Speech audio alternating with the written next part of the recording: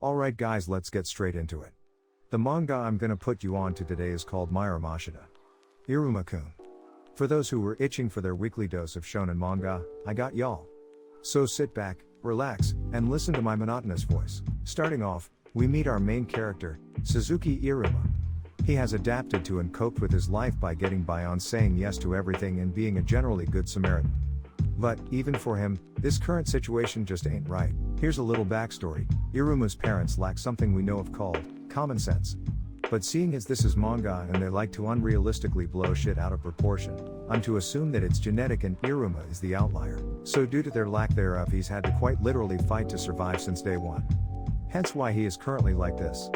Getting back to the present, Iruma has finally gotten angry for once but isn't very good at it. Now if there's one thing I learned from my years of watching anime, reading manga and light novels, it's that the old guys are always deadly.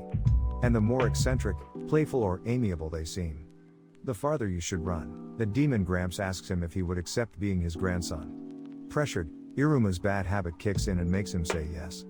Upon hearing his response, Demon Gramps becomes ecstatic and instantly snaps into existence some clothes onto him, bringing up the fact that Iruma hasn't really had the chance to properly go to school due to his parents dragging him along everywhere he deems fit to send him to demon school. His safety 'tis but assist to be popped at a later date. You know. Maybe I was wrong about Demon Gramps. He seems pretty nice and actually acts like he cares for Iruma's well-being. I bet his true form probably isn't even anything demonic. Arriving at the school, he's in straight awe, surprised by the sheer magnitude of the place. Seated in what seems to be the auditorium of the school, he's surrounded by demons of different demeanors and forms. The big bro beside him seems to smell something but doesn't act on it. Okay, if Iruma wasn't uncomfortable before, he most definitely is now, seeing as that's the school anthem.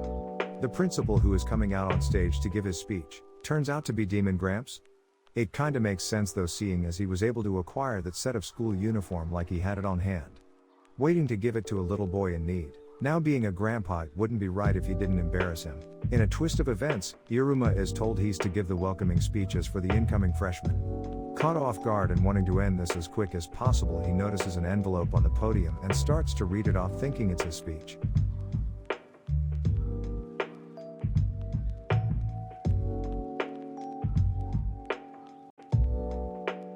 In actuality, Iruma had been chanting up a forbidden spell and would have had his limbs blown off if done so incorrectly. Props to him. Seeing the whole school being lulled into a misunderstanding of his prowess, I can't tell if it's a good or bad thing. Guess we'll have to wait and see. While reading the note Demon Gramps left him, he's been called out to the schoolyard, curious as to why. When out of nowhere, a cap-triggered landmine blows up right behind him. Oh yeah, the pretty bro's name is Asmodeus. Turns out he seemed pretty upset at not being the one to give the opening speech. So the only logical thing to do is to start a fight. Makes sense to me.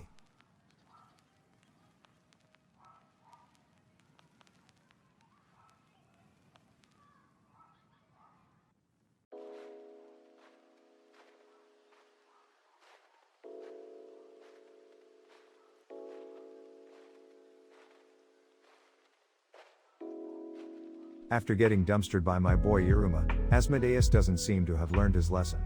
But does a full 180? Wanting to now be Iruma's underling and serve under him.